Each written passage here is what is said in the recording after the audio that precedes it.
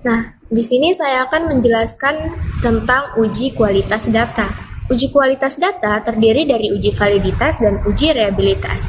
Uji validitas menilai sejauh mana pertanyaan-pertanyaan ini mengukur variabel yang diinginkan dan sejauh mana hasil pengukuran tersebut mencerminkan kebenaran dari apa yang diukur. Data yang baik tentunya adalah data yang valid. Uji reliabilitas menunjukkan sejauh mana instrumen pengukuran memberikan hasil yang stabil dan konsisten jika diulang-ulang. Instrumen yang reliable dapat diandalkan untuk mengukur variabel dengan cara yang konsisten. Uji reliabilitas dilakukan setelah data dinyatakan valid atau setelah uji validitas dilakukan. Nah, kuesioner dikatakan baik dan berkualitas apabila sudah terbukti validitas dan reliabilitasnya. Nah, di sini untuk melakukan uji kualitas data, saya memiliki 20 data responden, yang mana didapat dari penyebaran kuesioner, yang kuesioner tersebut berisikan 5 pertanyaan. Nah, penilaian dari setiap pertanyaan tersebut berskala 1-5. Pertanyaan 1 itu P1, pertanyaan 2 itu P2 hingga P5. Total di sini didapat dari jumlah penilaian P1 hingga P5. Langsung saja untuk melakukan uji validitas data, di sini kita pilih yang analyze, lalu kita pilih yang correlates, lalu klik yang bivariate. Nah, muncul tabel seperti ini. Pindahkan semua item-item P1, P2 hingga total ini ke tabel yang di sebelahnya, yaitu tabel variables. Dengan cara klik tanda panah ini.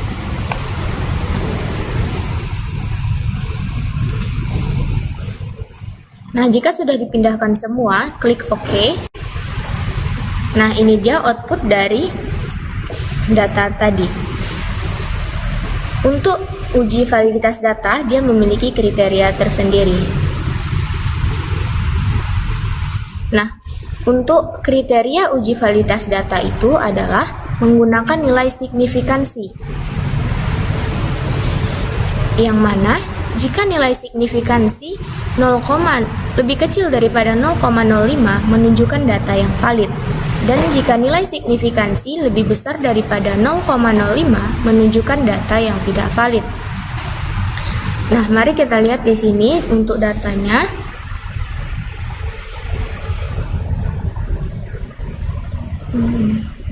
Fokus pada baris signifikansi.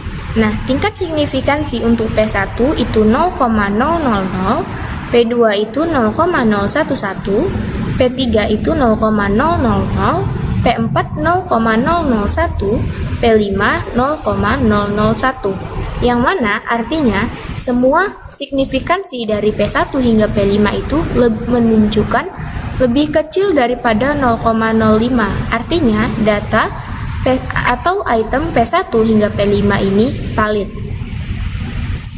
Nah, untuk melakukan uji yang kedua atau uji reliabilitas, di sini kita pilih analyze, lalu pilih yang scale, pilih reliability analysis. Nah, muncul tabel seperti ini, pindahkan seperti tadi ke tabel di sebelahnya, klik OK. Nah, ini dia output untuk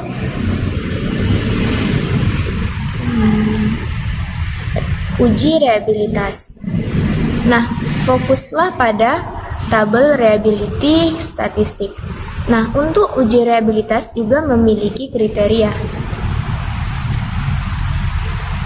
Kriteria pengujian uji reliabilitas menurut Imam Ghazali, variabel dikatakan reliable apabila nilai convex alfanya lebih besar daripada 0,70.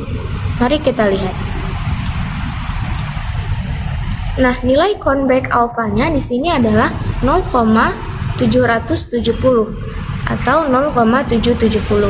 Artinya, nilai convex alfa dari variabel tadi itu lebih besar daripada 0,70.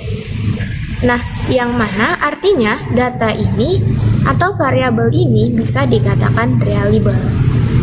Nah, baik itu saja untuk uji kualitas data. Selanjutnya adalah uji asumsi klasik.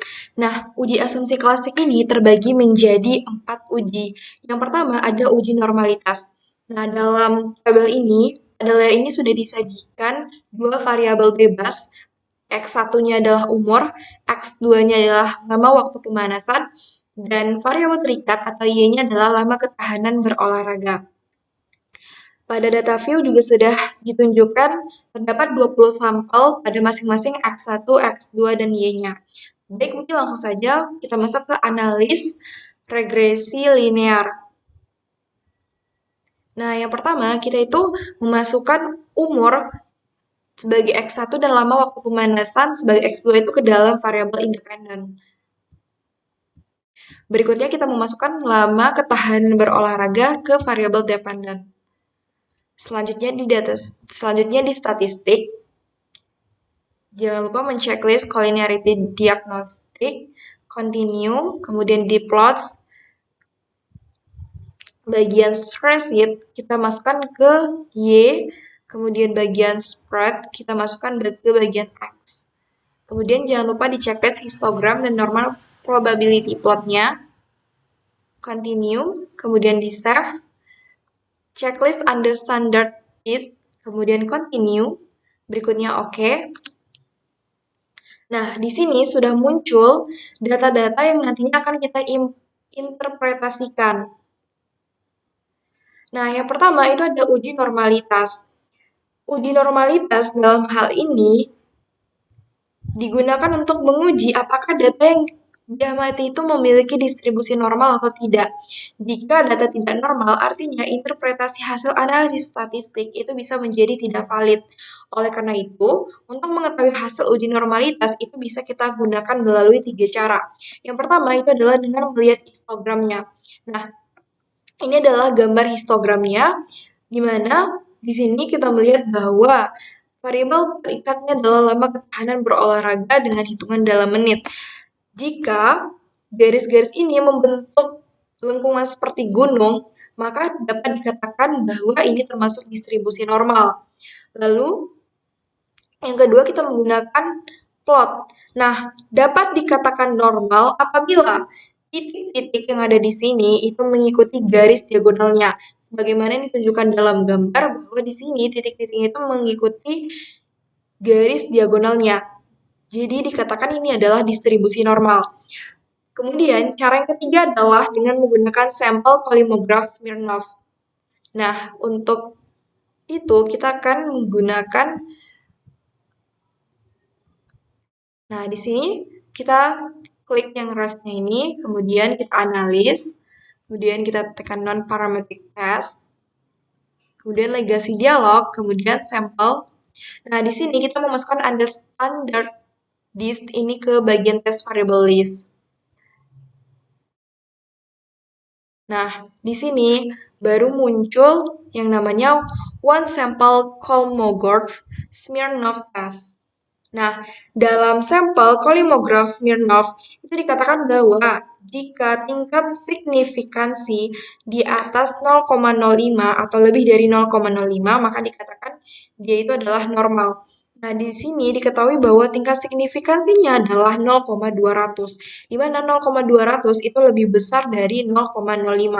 Maka dapat dikatakan bahwa ini adalah distribusi normal.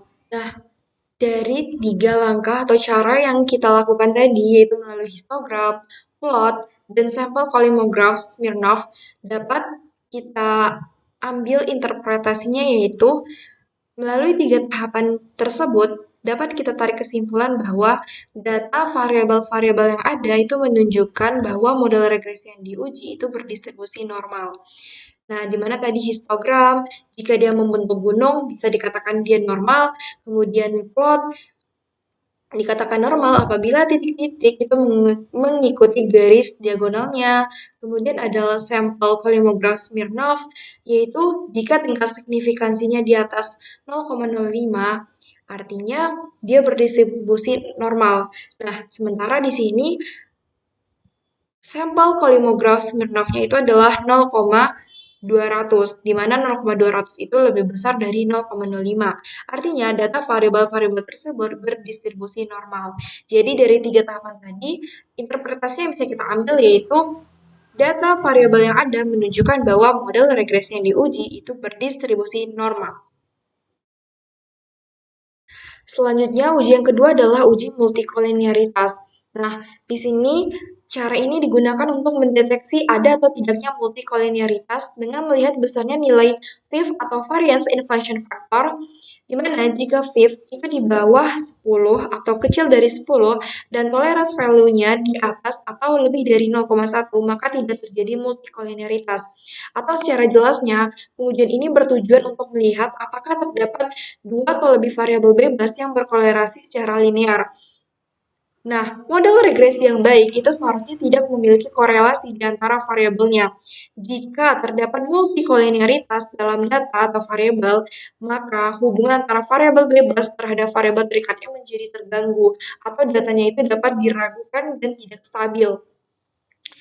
Baik, mungkin langsung saja kita masuk ke pengujiannya. Nah, di sini kita bisa melihat tolerance dan VIF-nya, di mana VIF-nya itu sebesar 1,034 dan sama antara X1 dan X2-nya itu hasilnya sama VIF-nya. Kemudian toleransinya juga demikian, yaitu 0,967. Nah, dari tabel ini kita bisa membuat interpretasinya, yaitu berdasarkan tabel pada layar itu diketahui bahwa nilai VIF atau variance-nya bahwa variabel umur siswa sebagai X1 dan variabel lama waktu pemanasan sebagai X2 sebesar 1,034, di mana lebih kecil dari 10 dan nilai tolerance value-nya adalah 0,967 lebih besar dari 0,1. Maka dapat kita simpulkan bahwa data tersebut menunjukkan tidak terjadi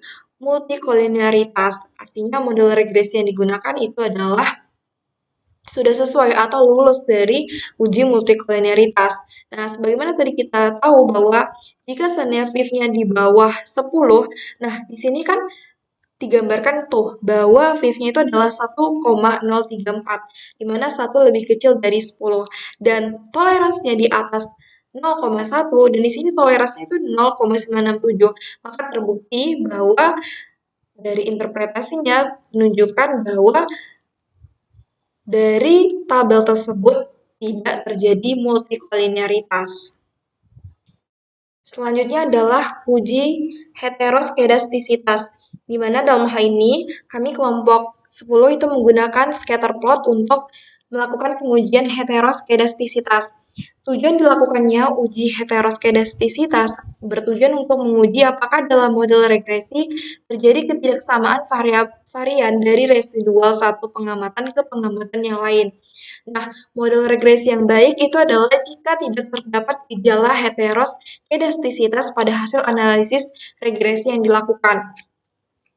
Di sini, dalam scatter plot ini dapat diketahui bahwa di sini titik-titiknya itu menyebar, jadi tidak bertumpuk ke satu tempat saja. Nah, di sini titik-titiknya menyebar, kemudian titik-titik yang ada juga menyebar ke atas, ke bawah, di bawah 0, kemudian di sini juga ada, di kiri, di kanan juga ada. Jadi tidak hanya bertumpuk pada satu sisi. Kemudian di sini juga titik-titik yang ada itu tidak membentuk suatu pola tertentu, tidak membentuk pola bergelombang, pola lurus, horizontal, dan sebagainya macam lainnya. Nah, dari hal ini, dari ciri-ciri ini dapat kita ambil interpretasinya, yaitu berdasarkan grafik scatter plot yang ditampilkan terlihat bahwa titik-titik menyebar secara acak, tersebar baik di atas dan di bawah atau di sekitar angka 0.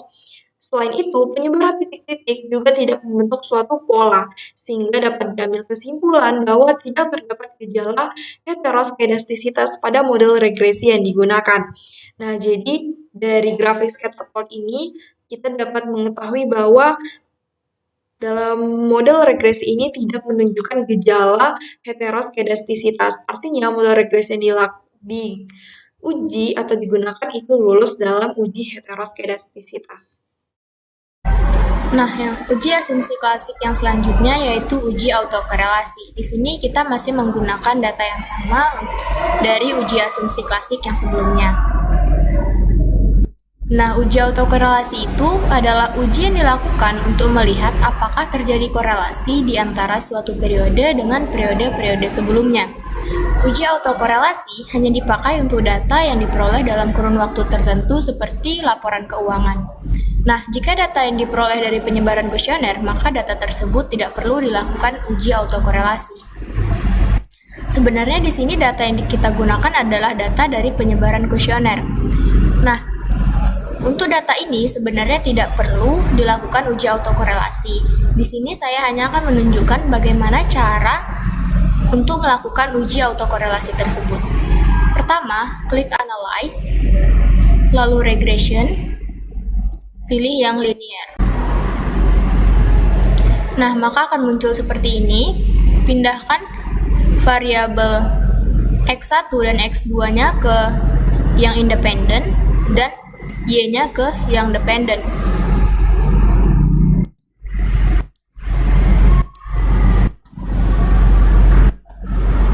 Lalu di sini ada statistik, klik yang statistik, lalu centang yang Durbin-Watson. Pilih continue, lalu OK. Nah, ini dia output dari data tadi. Fokus pada tabel model summary. Nah, untuk uji asumsi klasik yang autokorelasi ini, dia memiliki kriteria. Jika 0 lebih kecil daripada D dan lebih kecil daripada DL, maka keputusannya ditolak atau tidak ada autokorelasi positif. Jika DL-nya lebih kecil daripada D dan lebih kecil daripada DU, maka tidak ada autokorelasi positif juga. Nah, begitu selanjutnya. Di sini D ini adalah Durbin-Watson-nya, dan untuk DL dan DU-nya dilihat dari tabel Durbin-Watson. Nah, di sini kita menggunakan dua variabel X, yaitu X1 dan X2. Maka di sini kita pakai tabel yang di K2. Nah, N di sini adalah jumlah respondennya atau jumlah sampelnya. Di sini kita ada 20 sampel, maka gunakan DL yang 1,1004 dan DU-nya 15367. Nah, setelah itu di sini kan juga ada item di mana 4 dikurang DU dan 4 dikurang DL. Ini dihitung secara manual saja. Untuk perhitungannya, nah di sini N-nya diketahui 20, D-nya tadi dari nilai Durbin-Watson-nya 1,098, DL-nya tadi diketahui dari tabel sebesar 1,1004,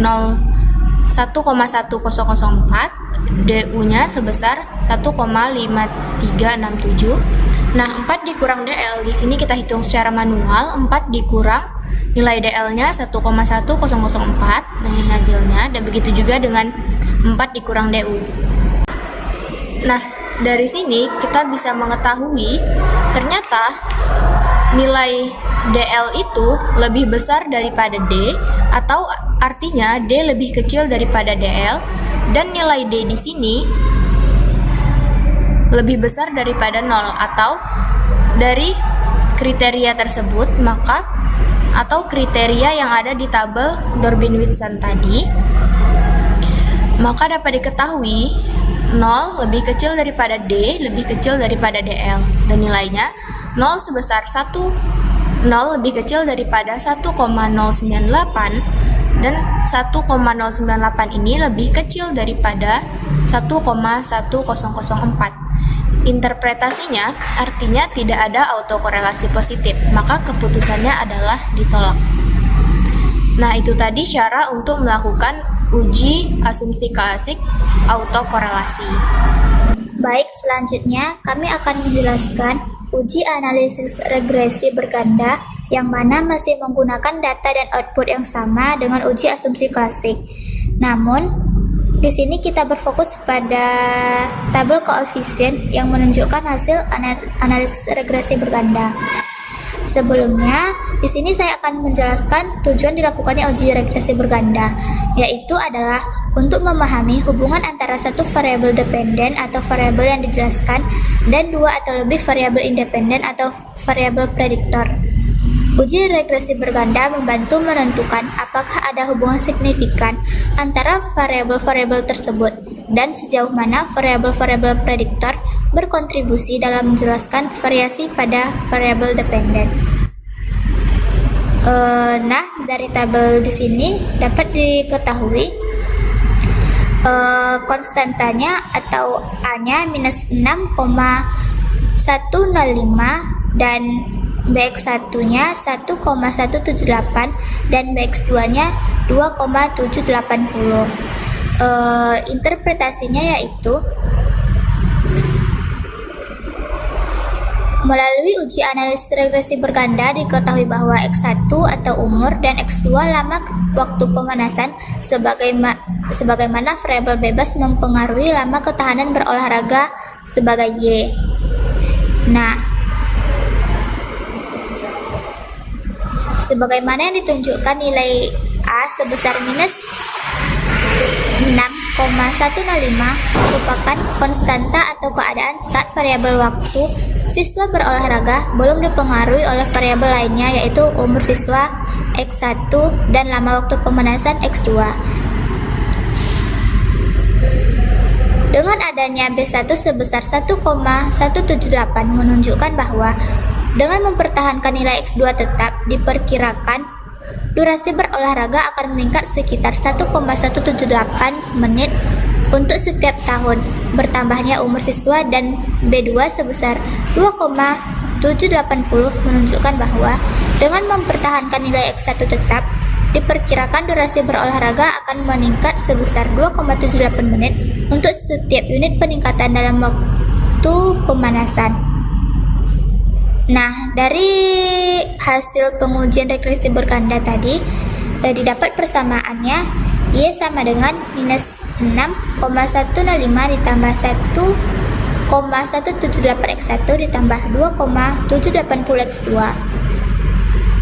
Nah, ini dia cara melakukan uji yang dapat dilakukan di aplikasi SPSS. Semoga bermanfaat. Sekian, terima kasih.